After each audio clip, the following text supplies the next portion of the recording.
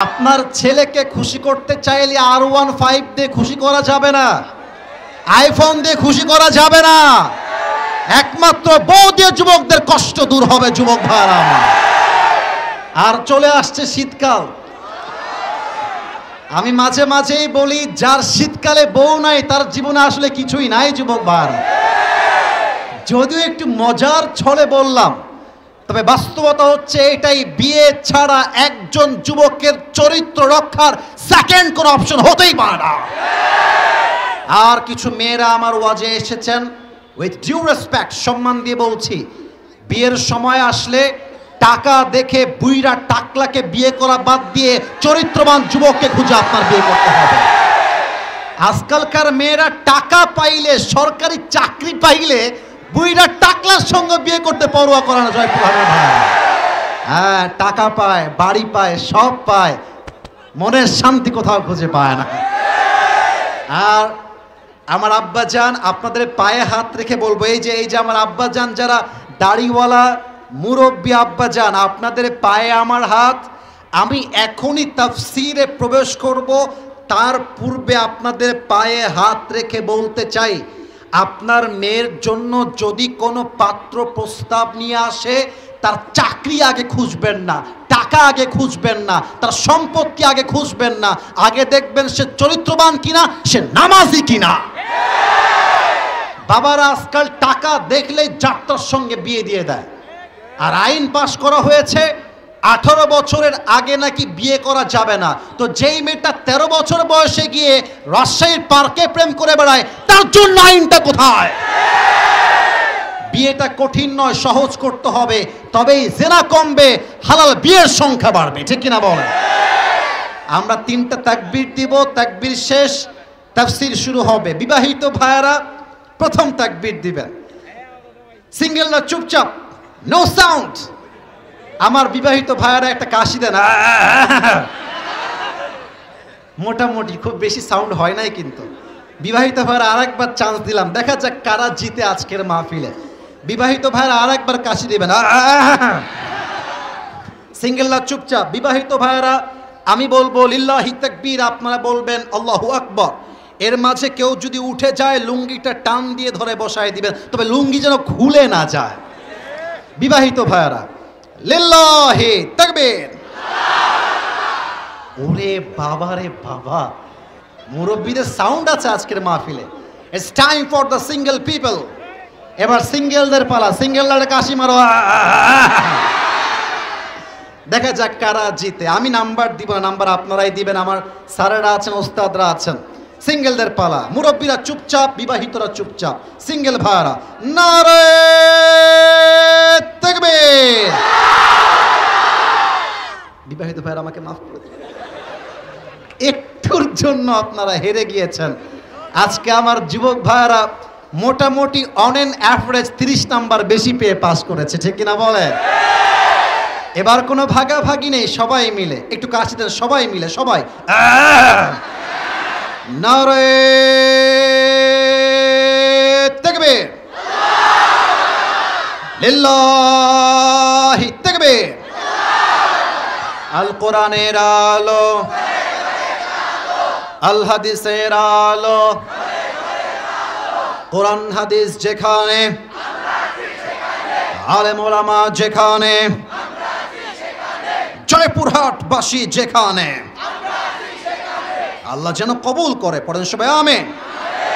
কেউ যদি ওয়াজের মাঝে উঠে যায় তাফসীর চলাকালীন, তার বউ হবে না, তার বিয়ে হবে না। নাও দ্য ডিসিশন ইজ ইয়ার্স। আপনারা কি থাকবেন না যাবেন? আরে বলেন, যাবেন না থাকবেন? নারে তাকবীর। আমরা আজ আরবি খুতবার ভেতরে তেলাওয়াত করেছি সূরাতুত তাওবা 100 নম্বর আয়াত। মুরব্বীরা অ্যাক্টিভ হয়ে যান, যুবক ভাইয়ারা অ্যাক্টিভ হয়ে যান। সূরাটার নাম হচ্ছে সূরাতুত তাওবা। ডান থেকে নিয়ে পুরো এন্টায়ার পিপল, সবার থেকে আমি উত্তর চাই, সূরার নাম কি? সূরা, হ্যাঁ, আনসারটা ডান দিক থেকে আওয়াজ আছে, বামে কোনো আওয়াজ পাই নাই। সূরাটার নাম কি? তাওবা। বলেন তো, একটা সূরা কোরআনে আছে যে সূরার শুরুতে বিসমিল্লাহ নাই, সূরাটার নাম কি বলেন তো সবাই? সূরাতুত তাওবা। এবার আমি বলে দিচ্ছি এই সূরা তাওবার 100 নম্বর আয়াত, জয়পুরহাটের 5 বিবির ভাইরা বলেন সবাই কত নম্বর আয়াত? 100। বাহ মাশাআল্লাহ। আরেকবার কতশো? 100। আরেকবার কয়শো? 100। ওকে, আমি আয়াতটা তেলাওয়াত করছি, তোমরা আমাকে যদি আরেকবার কাউন্টার দাও আমি কিন্তু মেজাজ হারাই ফেলবো। ভালোবেসে বললাম, ভালোবেসে। তোমাদের ফোনটা অফ করো, এখনই অফ করো, একদম অফ। না না না না না না না না না না প্লিজ আব্বাজান, আব্বাজান একটু প্লিজ মেহেরবানি করে একটু সময় দেন। ওরা আমাদের ভালোবাসার মানুষ, ওরা চাইলে কনসার্টে যাইতে পারতো, গান শুনতে পারতো, নাচতে পারতো, টিকটক করতে পারতো, ওরা সব বাদ দিয়ে তাফসীর মাহফিলে আসছে। এটাই তো আমরা ধন্য যুবক ভাইরা, ঠিক কিনা বলো? আমার কথাগুলো শোনো, আমাকে তো ফেসবুকে দেখেছো, আগেও দেখবা, আগামীতেও দেখবা, নট আ বিগ ডিল। আমাকে শোনো, একটু শুরু থেকে শুরু করছি, সরি ফর দ্যাট বিহেভিয়ার। সূরাটার নাম কি? মাশাআল্লাহ, মন ভরে গেছে। আরেকবার, সূরাটার নাম কি? আয়াত নাম্বার কতশো? আউযু বিল্লাহি মিনাশ শাইতানির রাজীম। والسابقون الأولون من المهاجرين والأنصار والذين اتبعوهم بإحسان رضي الله عنهم ورضوا عنه وأعد لهم جنات تجري تحتها الأنهار خالدين فيها أبدا ذلك الفوز العظيم.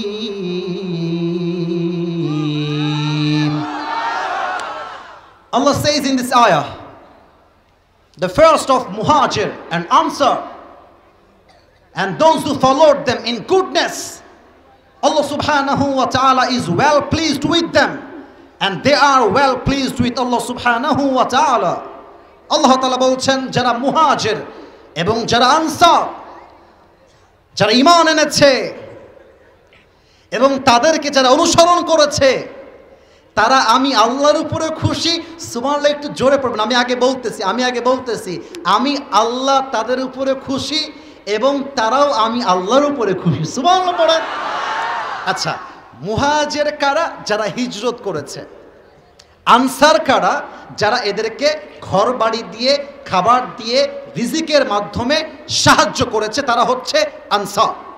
আল্লাহ কি বলছেন দেখেন, ওয়া'আদ্দা লাহুম জান্নাত, আমি আল্লাহ রাব্বুল আলামিন এই সাহাবীদের জন্য এমন এক জান্নাত তৈরি করেছি, এমন এক জান্নাত প্রস্তুত করেছি যেই জান্নাতের প্রশস্ততা আকাশ এবং জমিনের চাইতে আরো বিশাল। সুবহানাল্লাহ।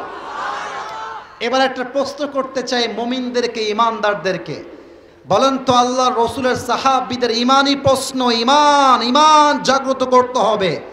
সাহাবীদের সম্মান আমাদের চোখে কম না বেশি? ডানে আওয়াজ নাই, বলো সবাই, কম না বেশি? আল্লাহর রাসূল বলেছেন আসহাবি কান নুজুম, my companions are like a star of the sky. আমার সাহাবীরা হচ্ছে আকাশের তারার মতো। সাহাবীদের মাঝে যাকেই তুমি অনুসরণ করবে তুমি জান্নাতের পথ পেয়ে যাবে। সুবহানাল্লাহ পড়বেন না আপনারা? আমার প্রিয় কলিজার টুকরা জয়পুরহাটের 5 বিবির ভাইরা, এই আয়াতের আলোকে, হাদিসের আলোকে আমরা 3টা পয়েন্টে কথা শুনবো। 1 2 3 বলেন তো সবাই, কয়টা পয়েন্ট? আর একটু জোরে, কয়টা? লুক অ্যাট মাই ফিঙ্গার, সবাই আমার আঙ্গুল দেখবেন, যতটুকু দেখা যায়। আমি 1 2 3 গুনে গুনে ওয়াজটা জাস্ট শোনাতে চাই না, দিলের মধ্যে গেঁথে দিতে চাই। এবং আমার বিশ্বাস আজকের ওয়াজ যদি জয়পুরহাট সহ পুরো দেশের মানুষ, আমি সহ আমল করতে পারি, আগামীর জমিনে ইসলামের জমিন হবে। রুখে দেওয়ার সাধ্য কোনো বাপের বেটার তৈরি হয় না। বলেন সবাই, কয়টা? 1, আমরা প্রথমত শুনবো সাহাবা একরাম রাদিয়াল্লাহু তাআলা আনহুর জীবনী থেকে যে তারা নবীজিকে কতটুকু ভালোবাসতেন, নাম্বার 1। নাম্বার 2, আমরা জানবো সাহাবা একরাম কতটা সাহসী ছিল, শক্তিশালী ছিল। 3 নাম্বার, আমরা জানবো সাহাবীদের ঈমান কত মজবুত ছিল। 3টা পয়েন্ট। নাম্বার 1, নবীর প্রতি সাহাবীদের ভালোবাসা। আচ্ছা, আমার দিকে সবাই তাকান তো একটু। আমার মুখে এইটা কি? আচ্ছা, আপনার ভয় পান কেন? বলেন এটার নাম কি ভাই? এটা হটাইলাম যেন আপনারা আমার ফুল ফেস দেখতে পারেন। আর একবার জিজ্ঞেস করতে চাই, এইটা আমার মুখে কালো কালো লম্বা লম্বা কি? এই একজনও মিথ্যা কথা বলবেন না, একজনও বানায় বলবেন না, আমাকে খুশি করার জন্য বলবেন না। আমি যে যুবক বয়সে দাড়ি রেখেছি, চাপ দাড়ি, আমাকে দেখতে অসুন্দর লাগে নাকি সুন্দর লাগে? আনস্মার্ট লাগে নাকি স্মার্ট লাগে? অনেক মেয়ে আছে দেখবা দাড়িওয়ালা যুবক দেখলে বলে খ্যাত, বলে দাড়িওয়ালা যুবককে আমি বিয়ে করতে পারবো না।